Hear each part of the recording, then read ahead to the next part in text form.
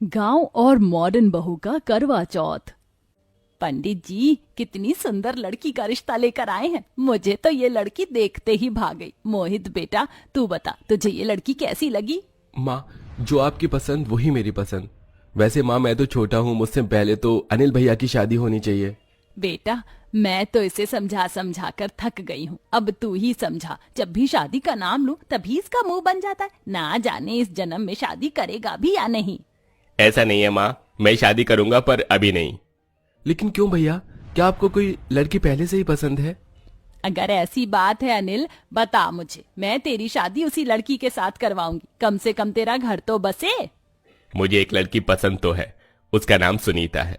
लेकिन वो हमारी तरह शहर की रहने वाली नहीं है, बल्कि वो गांव से है और हमारी तरह ज्यादा पढ़ी लिखी भी नहीं है। जब लास्ट टाइम मैं एक प्रोजेक्ट के सिलसिले में गांव गया था, तब मेरी मुलाकात सुनीता से हुई और कब ये छोटी सी मुलाकात प्यार में बदल गई मुझे पता ही नहीं चला। अगर तू उस लड़की से इतना ही प्यार करता है तो मुझे इस रिश्ते से कोई एतराज नहीं है। मैं तेरी और मोहित की एक साथ ही शादी करवाऊंगी। अपनी माँ सुमित्रा की बात सुन अनिल काफी खुश होता है, जिसके बाद सुमित्रा गांव जाकर सुनीता के माता पिता से बात करती है और अपने दोनों बेटों की शादी एक ही दिन रख देती है। शादी की सारी रस्म खत्म होने के बाद सुमित्रा अपनी दोनों बहू का बड़े प्यार से गृह प्रवेश करती है। माँ जी, ये घर तो किसी बंगले से कम नहीं लग रहा है। क्या ये सच में मेरा ही ससुराल है? ऐसा घर तो मैंने शाहरुख खान की एक पिक्चर में देखा था। अरे बहू, ये शहर है और यहाँ पर ज्यादातर लोगों के घर तुझे ऐसे ही मिलेंगे। सुमित्रा अपनी गांव वाली बड़ी बहू को घर के बारे में बता ही रही होती है कि तभी घूंघट ओढ़ी शहरी बहू जानवी एकदम से अपना घूंघट ऊपर कर देती है। शहर से होने की वजह से जानवी ने अपने लहंगे का ब्लाउज भी कट स्लिप बनवाया था, जिसे देख सुनीता अपने मुंह पर हाथ रख लेती है। ही राम, देवरानी जी, ये आपने कैसे कपड़े पहने हुए हैं? या चुन्नी पहनकर आ गई हैं? माँ जी, आपने देवरानी जी से कुछ कहा नहीं? चुप कर गंवार, ये लेटेस्ट फैशन है। आजकल की सभी ब्राइड्स इसी तरह का ब्लाउज पहनती हैं, तेरी तरह ऊपर से नीचे नहीं, समझी? जानवी बहू, ये कोई तरीका है अपनी जेठानी से बात करने का? माफी मांगो इससे। मम्मी जी, आपने सोच भी कैसे लिया कि मैं इस गांव की गंवार से माफी मांगूंगी? न जाने क्या सोचकर आपने इस गांव की गंवार को मेरी जेठानी बना दिया। इतना कहकर शहरी बहू जानवी मुंह बनाकर अपने कमरे में चली जाती है। सुनीता बहू, तो जानवी की बातों का बुरा मत मानना। धीरे धीरे वो तुझे समझने लगेगी। सुनीता को समझाकर सुमित्रा भी अब अपने कमरे में चली जाती है और ऐसे ही दोनों बहुओं की शादी का दिन गुजर जाता है। अगले दिन होते ही सुनीता सुबह सुबह उठकर भजन गाते हुए भगवान की पूजा करने लगती है। ओम जय जगदीश हरे, स्वामी जय जगदीश हरे। भक्त जनों के संकट, दास जनों के संकट क्षण में दूर करे। ओम जय जगदीश हरे।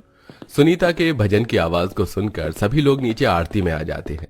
वहीं अपने कमरे में सो रही जानवी की भजन से नींद खराब होने लगती है और वो गुस्से में उठकर सीधा नीचे आ जाती है। अरे जानवी, तुम आ गई? मैं तो आरती लेकर तुम्हारे कमरे में ही आ रही थी। ये लो, तुम भी आरती ले लो। अपनी ये आरती अपने पास रख। गवार, तुझे क्या सुबह सुबह कुछ और काम नहीं है जो ये भजन गाकर मेरी नींद खराब कर दी? इतनी मुश्किल से तो मुझे नींद आई थी। अगर अब तेरी भजन की थोड़ी बहुत भी आवाज आई ना तो तेरी जुबान काट के रख दूंगी, समझी? सुनीता के गांव से होने की वजह से जानवी को बिल्कुल भी पसंद नहीं करती थी। सुनीता अकेले ही घर की सारी जिम्मेदारी को भी संभालती है। जहां सुनीता दिन भर घर के कामों में लगी रहती, वहीं जानवी कभी फ्रेंड्स के साथ मॉल जाती तो कभी क्लब। ऐसे ही समय गुजरता है और करवा चौथ को सिर्फ एक दिन रह जाता है। जानवी, सुनीता बहू, शादी के बाद ये तुम्हारा पहला करवा चौथ है। करवा चौथ पर सास बहू को सरगी देती है। इस सरगी के अंदर काजू बादाम किशमिश मिठाइयाँ सब कुछ है। कल सुबह सूरज निकलने से पहले तुम सरगी खा लेना और साथ में ये सुहागन का जोड़ा और श्रृंगार का सामान भी है। कल करवा चौथ पर तुम इन्हीं सामान से तैयार होना। सुनीता अपनी सास सुमित्रा से सरगी का सामान लेकर सुनीता के पैर छूकर आशीर्वाद लेती है, लेकिन वहीं जानवी भी सरगी का सामान देखकर मुंह बना लेती है। माँ जी, ये क्या आपने मुझे बेकार सा सामान दिया है? आपने सोच भी कैसे लिया कि मैं इतनी घटिया क्वालिटी की साड़ी पहनूंगी और ये लाल चूड़ियां और गंदी सी लिपस्टिक लगाऊंगी? मैं करवा चौथ पर क्या पहनूंगी ये मैं डिसाइड करूंगी, ना कि आप। इतना कहकर जानवी मुंह बनाकर चली जाती है। जानवी की बात सुन सुमित्रा को बुरा तो लगता है, लेकिन सुमित्रा उसे कुछ नहीं कहती। सुमित्रा के कहने पर सुनीता जानवी की सरगी ले जाकर उसके कमरे में रख देती है और वहीं दूसरी तरफ जानवी करवा चौथ कपड़ों की शॉपिंग के लिए एक बड़े से मॉल में जाती है। ये हुई ना बात, अब मिला है मुझे करवा चौथ के लिए एक परफेक्ट ड्रेस। जानवी बड़े से मॉल से अपनी करवा चौथ के कपड़े ले लेती है। साथ ही एक बड़े से पार्लर में जाकर manicure, pedicure, waxing, bleach, facial, cleaning, hair spa जैसी चीज करवाती है। कल तो करवा चौथ पर सबसे ज्यादा सुंदर मैं ही लगूंगी। पार्लर का काम खत्म होने के बाद जानवी सीधा घर पर आ जाती है और ऐसे ही रात हो जाती है। सूर्यदेव के निकलने से पहले सुनीता उठकर जल्दी से नहा धो लेती है और भगवान की पूजा पाठ कर सुमित्रा की दी हुई सरगी को भी अच्छे से खा लेती है। मैंने तो सरगी खा ली, लेकिन क्या जानवी ने खाई होगी? एक काम करती हूँ, उसे देख कर आती हूँ। अगर सो रही होगी तो सरगी खाने के लिए उठा भी दूंगी। सुनीता जानवी के कमरे के बाहर जाती है और काफी देर तक जैन के कमरे का दरवाजा खटखटाती है, लेकिन जानवी नींद में होने की वजह से दरवाजा नहीं खोलती और बेचारी सुनीता वापस आ जाती है। थोड़ी देर में सूर्यदेव दर्शन देते हैं और सरगी का समय खत्म हो जाता है। दोपहर के 12 बजे तक तो जानवी आराम से रह लेती है, लेकिन धीरे धीरे अब उसे भूख लगना शुरू हो जाती है। भूख के मारे मेरी जान निकली जा रही है। क्या चांद निकलने से पहले मैं कुछ खा नहीं सकती? नॉर्मल फास्ट में तो इंसान फ्रूट चिप्स तो खा लेता है, तो इसमें ये सब क्यों नहीं है? क्योंकि ये करवा चौथ का व्रत है और सभी शादीशुदा औरतें इसे अपने पति की लंबी उम्र के लिए रखती हैं। चुप कर गवार, भूख के मारे मेरी जान निकली जा रही है, ऊपर से तू है कि मुझे भाषण देने में लगी हुई है। जैसे जैसे शाम होने को आती है, गांव वाली बहू अपनी सास की सरगी में दी हुई साड़ी पहनकर तैयार हो जाती है।